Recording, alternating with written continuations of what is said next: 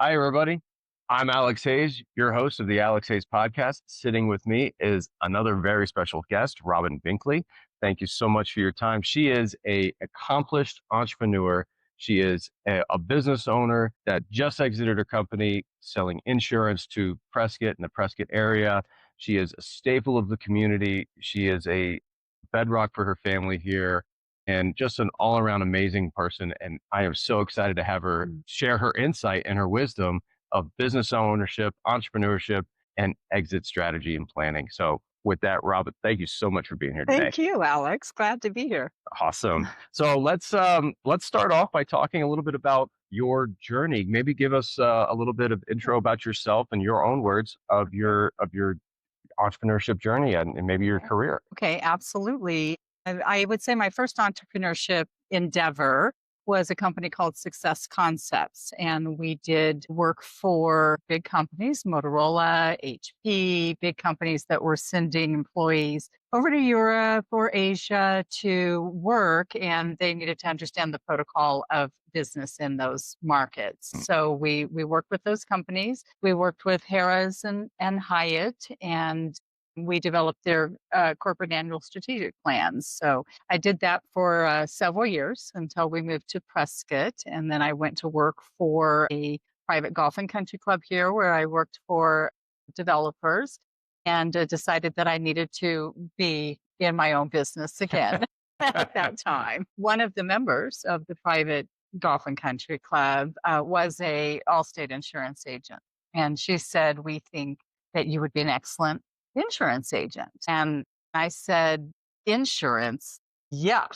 I said, "I don't think so." That is literally what I said. She said, "Come, just meet some people that I know." And I said, "Well, let me just do all the testing and see if I even like the subject matter." And long story short, I did become a insurance agent. Awesome. So how did you go from yuck to saying this is what I want to build my business in? I think during the process of meeting the wonderful people at the region and corporation, accompanied by the education, I was just like, wow.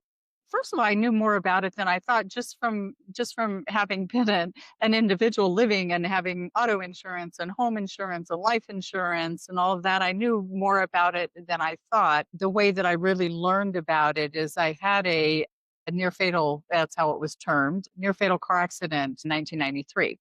And the whole process went all the way through the statutory period and court period and all of that because I was in rehab for a year. So I learned a lot about insurance during that period of time and the legal system, and all of that. I knew how important it was. And so when I took the education and just realized how impactful it can be and how important it is that people get the right information to protect everything that they've worked so hard for, it started building that passion. That's an amazing story. Thank you for sharing that.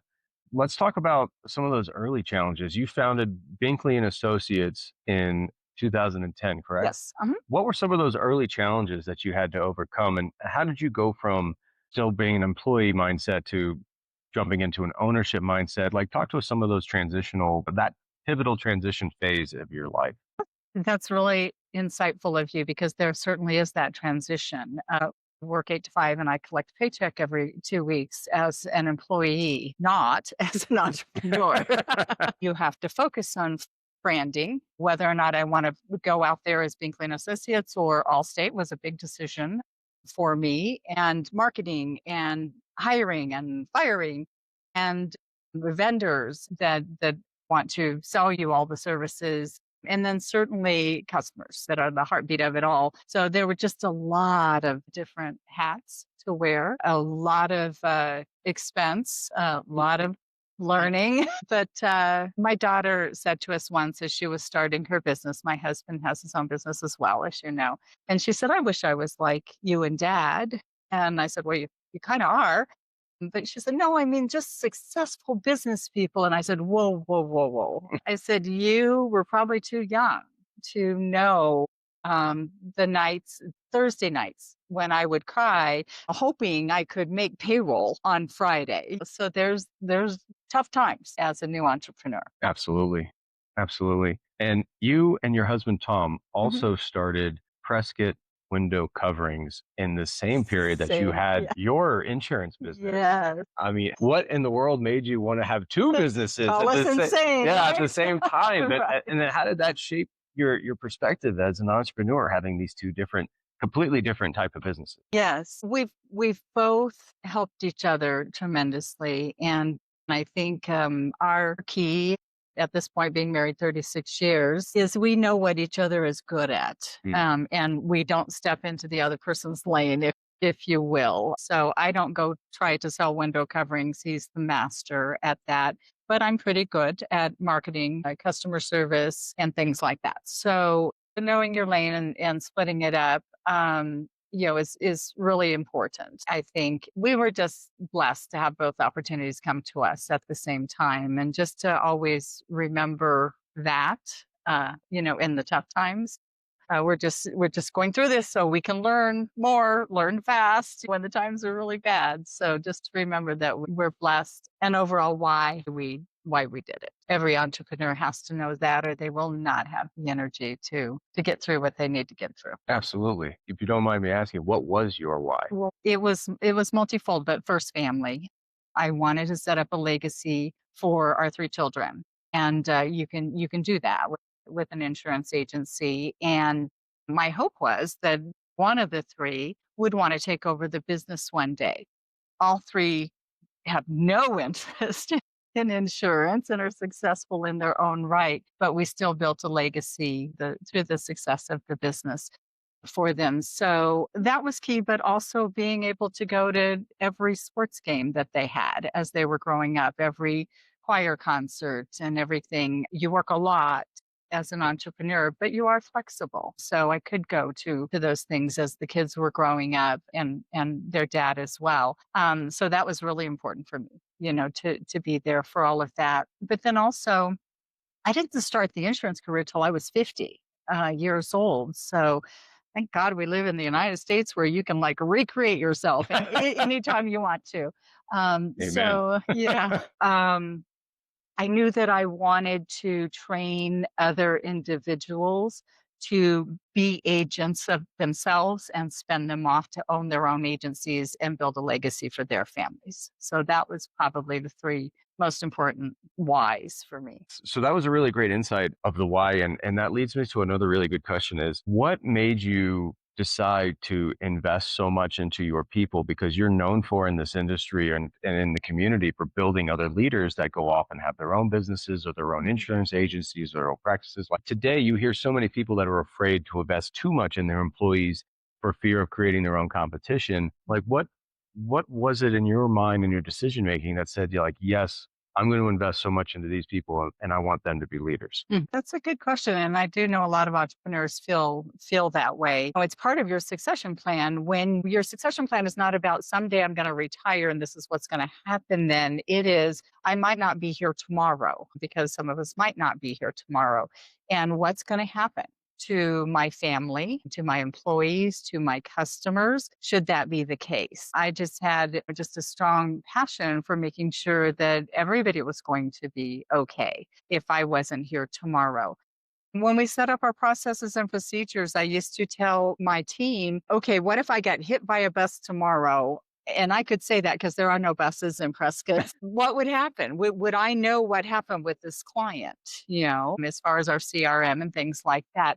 But, the thing about being blessed is you're only blessed so that you can bless other people. That's a fact. And so you have to turn that around. And the biggest lessons that I've had from the business is the agents that have gone off and built lifelong careers. And yes, there's a little lull in our business when somebody leaves and goes and opens up their own agency, but you bring in the next person and you train them, which is very exciting to see people grow. I know that entrepreneurs, some might feel they don't have enough time for all of that. That's certainly a factor. But when you have somebody or a team that you can literally leave for 3 months and everything will operate the same way when you're gone as when you're there, that's what being an entrepreneur is all about. We were blessed to earn many trips through both of our companies. So I was gone, not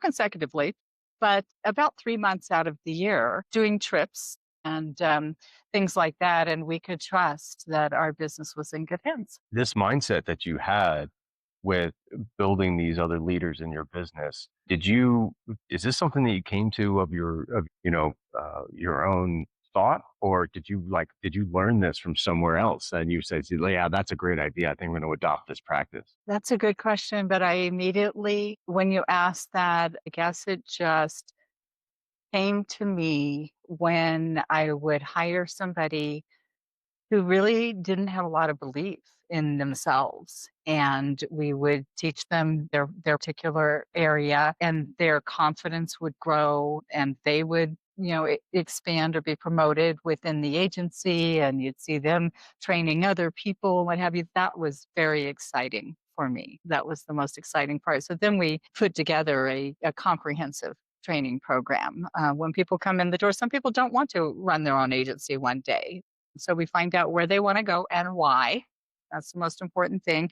And we take them to that point. But for those that do, we train them everything that I know. Wow, So, that is such a mature business mindset to have, that I think that's missing in a lot of entrepreneurs. And mhm. a lot of entrepreneurs, a lot of small business people, I think, have a scarcity mindset or a fear mindset Right. that they're not going to make it if they train too many people and they can't invest too much in their team. But you've turned that on its head and clearly had an amazing company, an amazing career, and exited on your terms. Clearly, I think the evidence speaks to the contrary, that the more you invest in people, the more you give back. Exactly. Exactly. And it's just more fun. When you were building your business, building out these training programs and Mhm. the nuts and bolts of your business, how Mhm. did you balance customer satisfaction with business building? Oh, that's it all has to go together. You're training in the moment, on the job training, as they say. So we didn't, pull away from the office and go in a conference room and have training programs.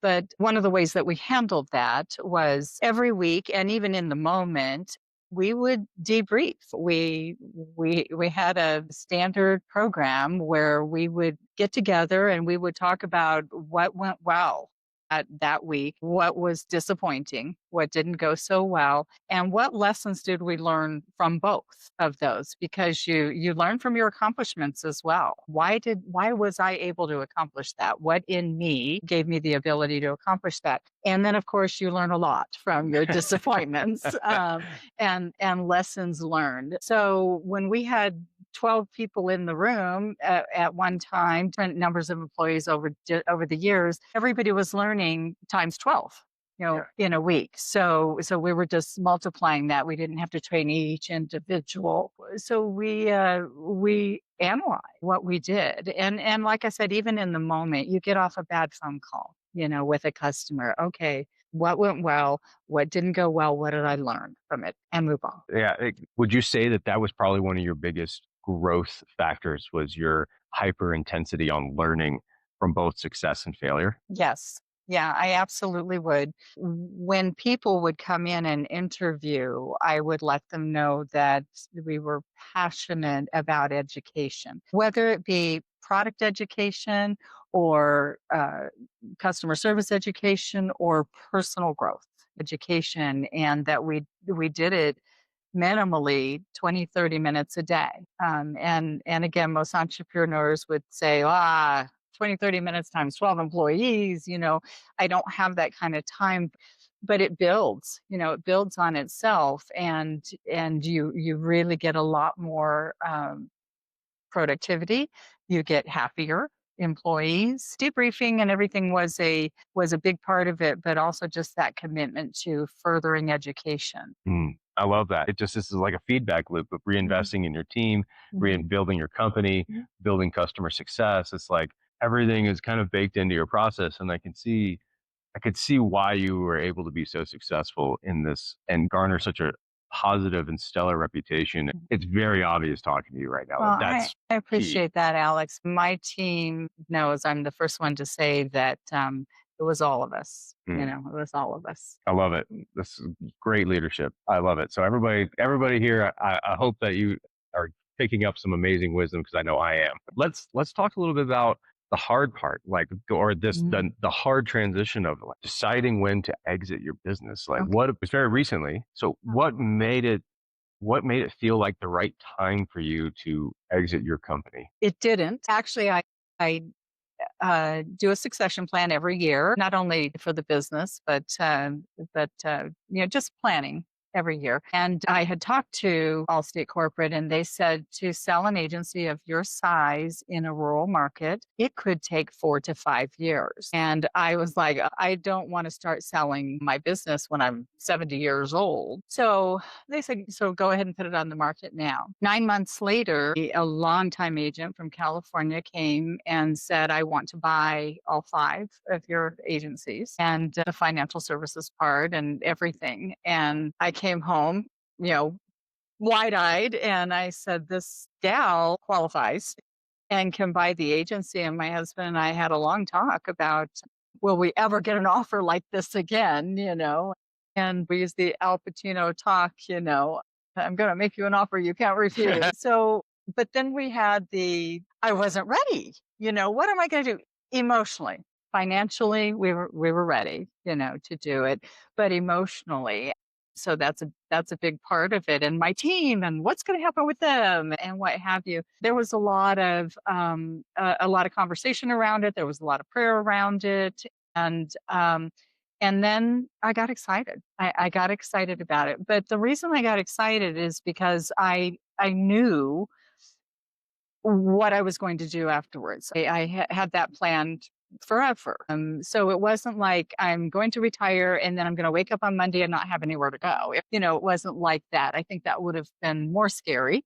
But because I knew what I was going to do when I retired, it made it easier to say, yes, okay. So it dropped in my lap and we said yes. Amazing. And would you say because you were actively planning your exit for multiple years prior that you were ready to see that offer? Yeah, yes, absolutely. It's from the simple things. Like I said, you don't do your succession plan for the day in the future you're going to retire.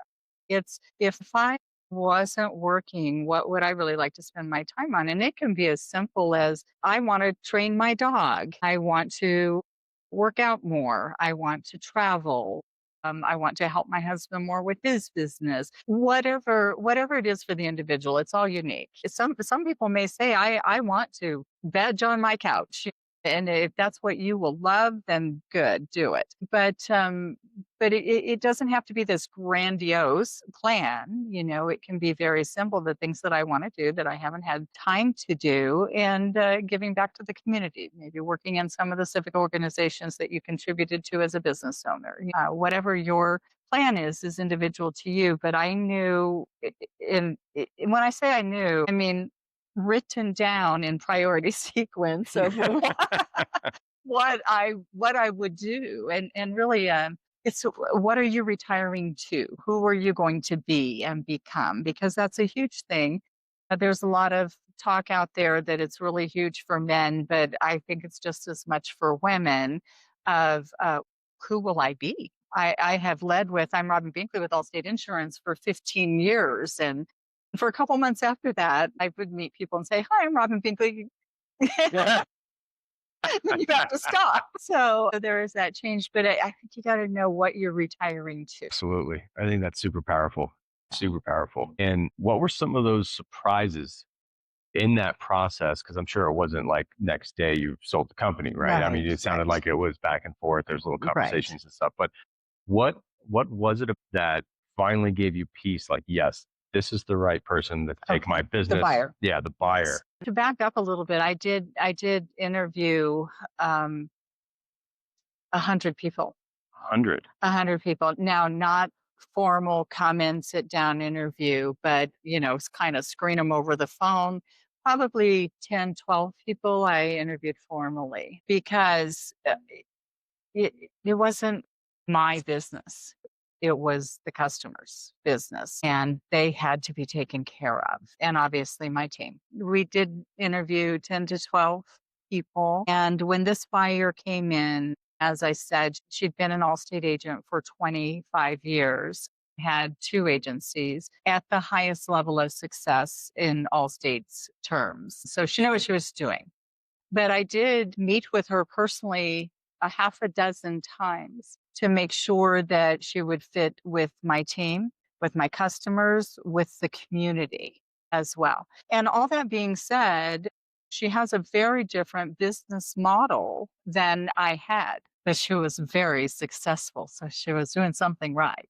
So I had a lot of respect for her. And also, I knew that she had the fortitude to go through the purchase process. It started in January, it sold April 1st, and every day was a challenge. We're dealing with the major corporation. We had over 500 other carriers that we were appointed with. All of that needs to change over. It's quite a deal of paperwork to sell an insurance agency. And there are many, many people who would quit, Hmm. you know, in between. I knew she had the fortitude to stick it out. And believe me, there were days when I called her, she called me, and we're just like, I don't know if I want to do this anymore. But like being an entrepreneur, you say that often and you just keep moving forward. I love it. So back and forth many times. I haven't heard the word of for the use of a broker involved. Did you use a broker to go through this transaction, or is it you just straight negotiated with the other party? I did. And we did our purchase agreements. And we went back and forth on the purchase agreements, but both of us had bought multiple agencies in the past. So we had formal purchase agreements that we could take from. And then, of course, if there's a lender involved, they have their own requirements. Right. So we would add their requirements. And finally, we came up with a document acceptable to everybody. I love that. And talk to us a little bit. You led the negotiation, but what was your supporting team look like? Did you have a supporting team, or was it just you doing all the negotiations, writing the drafts, documents, or did you have an attorney advisory? Like, I did not give the authority, if you will, to my attorney or to my CPA, but I did seek their guidance on certain items throughout that process. But mostly I was responsible for creating the documents, and ultimately Allstate has to approve as well. So we had multi layers,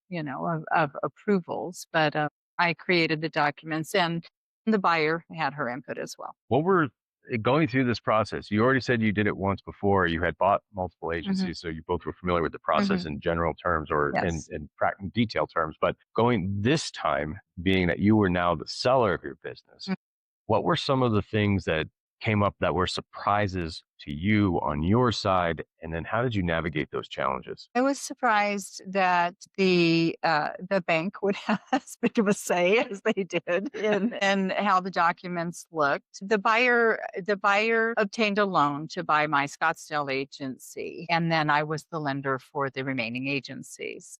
We had five. So the bank always wants to be first. If anything goes south, Yeah. the bank wants to be first. I had a bigger investment in it, and literally tried to fight that. Yeah.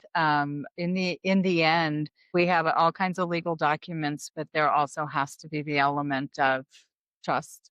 Mm. Whether you've got all the legal documents and all the legal entities, and the buyer had an attorney involved, and what have you, there still has to be okay. I'll accept this, even though it's not ultimate. I know it's going to work.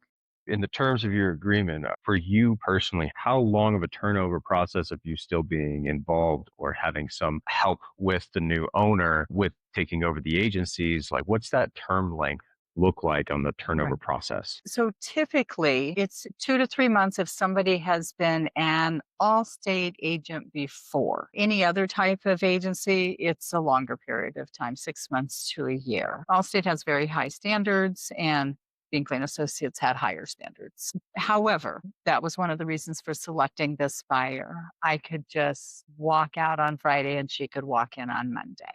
Now, was she there a few times for half a week at a time, or her team? Yes, during the last 2 months, I would say. But they knew their business. So Yeah. that was a blessing for me. So that part of a selecting criteria is making sure that they could take it over in Yes. Yeah. quick succession. Yes. And but it also sounded like you had all the processes and procedures and documentation to be able to facilitate that transition. The buyer commented more than a few times on my gosh, this is great. This is already done, So yes, we definitely had all those processes and procedures in place, down pat, all the reporting processes and everything was ready to go. Thank you for all that input and guidance on the mechanics of this, because this is something that I think people Mhm. are not really fully aware of yet, is how hard it is to sell a business, Yeah.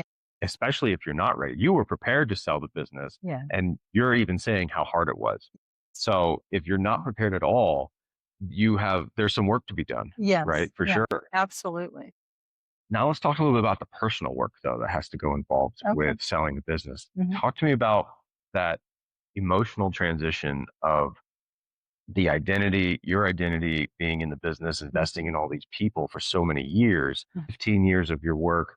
And then now, all of a sudden now you're even post transition or post turnover. How are you dealing with that, or how did you deal with that transition, and how are you dealing with it today? It changes day to day. I haven't had many negative moments at all. I have driven to that area of town and made the wrong turn to go to the office. So little things like that. You just need to know in your heart that you're transitioning for something more important. For me, not even necessarily better, not like fun and travel and all those kinds of things, but you're transitioning for something more important for me. Different people are different, of course. And that's exciting to even just wait to see what that is, to be open to what that might be. I've done the things that are more important, like my son visited from Phoenix the other day, and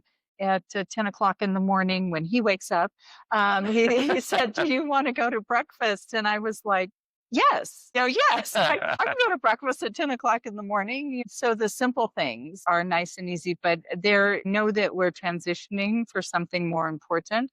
I am helping my husband with his business evaluation plans and marketing and things like that he didn't have in place before now. So that's important to get in place. And then, of course, I work with strategic networking partners, a large group of entrepreneurs. And any help that I can be to any of them is always exciting. And I think what I'm getting out of this is that you weren't running away from your business, that you were running towards something better. Yes, And exactly. because of all that prior planning for the years Hmm. that built up to it, you already kind of had a direction that you were going to run to when that opportunity was going to present itself, because you Yes, knew it was.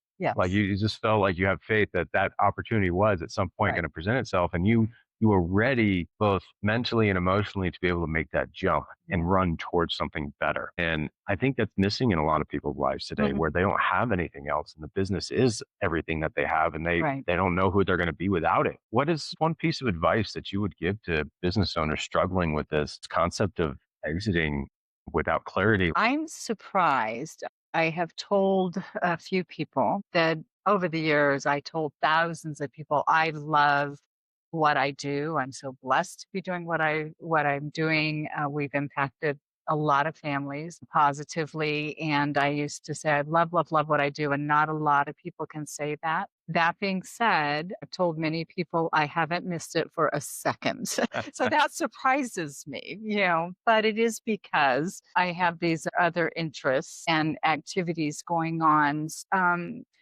The only thing I would say is that there is life after whatever it is you're doing, and it's just your choice on what you want to do with it, and if you want to make it better than it even was. So that's the only thing I can think of. Awesome.